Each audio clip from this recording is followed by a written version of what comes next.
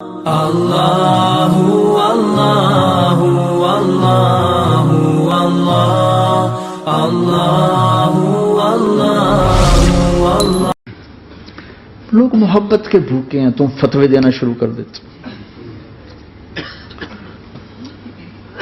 جنید جمشید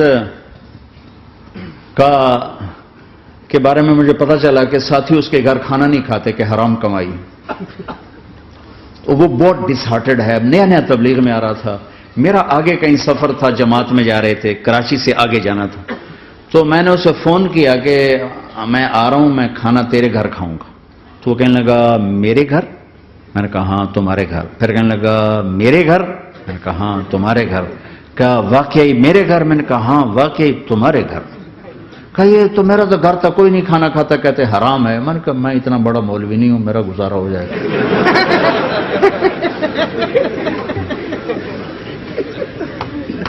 کچھ عرصے بعد وہ 4 مہینے کے لیے جماعت میں چل رہا تھا۔ لوگوں کو محبت۔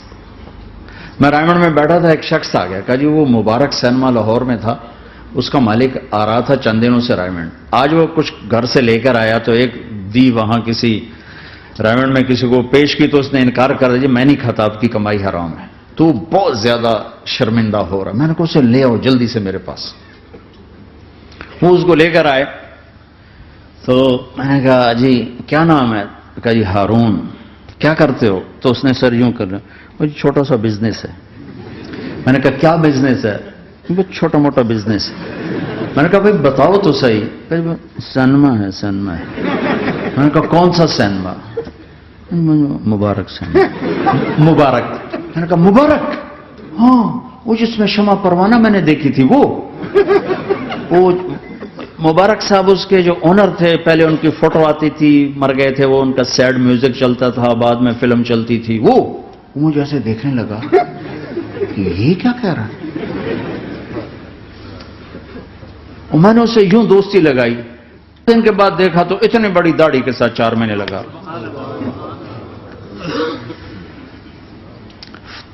لوگ فتوے دینے میں بڑی جلدی کرتے، بدگمان بڑی جلدی ہوتی، کسی میں 100 خوبیاں ہوں، ایک کمی ہو، ساری پہ کانٹا پھیر دیتے۔ میں اپنے ڈیرے میں تھا، ایک انجینئر پڑھا لکھا بڑا آ گیا، تم تبلیغ والے منافق ہو، تم تبلیغ والے جو ہے اوپر سے کچھ ہو اندر سے کچھ ہو، یہ کرتے یہ کرتے یہ کرتے، شروع میرے ڈیرے میں تھا، مجھے بولنا نہیں تھا، میرا مہمان تھا، مہمان تو جوتا بھی مارے تو ہمیں سہنے کا حکم ہے۔ میں چپ کر کے سنتا رہا۔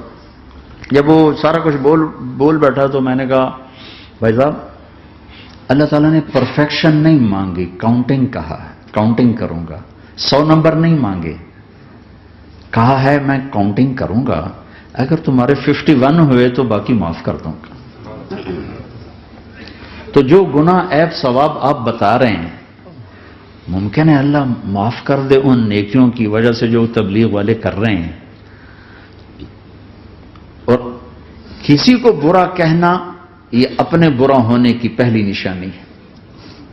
میرے نبی نے فرمایا کسی کے برا ہونے کے لیے یہی کافی ہے کہ دوسرے کو برا کہے۔ یہ میں اسے نہیں کہا، یہ ویسے آپ کو بتا رہا ہوں، اس کو یہ میں نے نہیں کہا، آپ سے عرض کر رہا ہوں کہ میرے نبی نے فرمایا کہ کسی کے برا ہونے کے لیے اتنا ہی کافی ہے کہ دوسروں کو برا سمجھو۔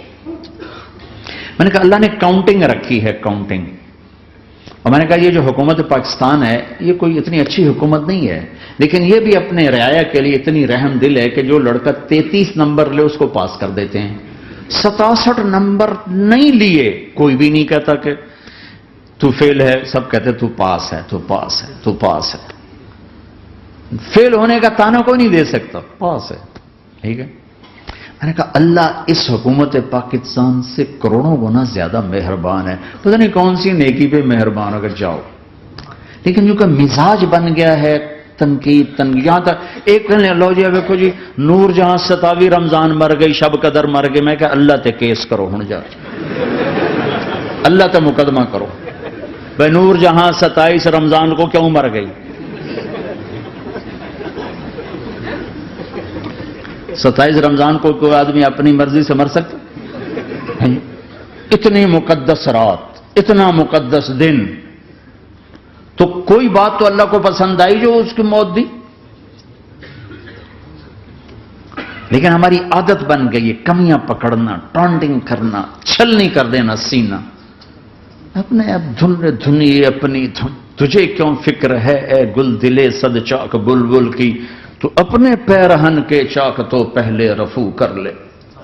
کیوں اوروں کے عیب دیکھ دیکھ خود بھی اپنے غیظ و غضب میں اور اپنے حسد کا شکار اور کبھی بغض کا شکار. ارے اندھے بن جاؤ گا، مجھے کچھ نہیں نظر آتا، میں صرف عیب میں صرف خوبیاں دیکھوں گا، عیب نہیں دیکھوں گا. لوگوں کو قریب کرو، پیار کرو، محبت.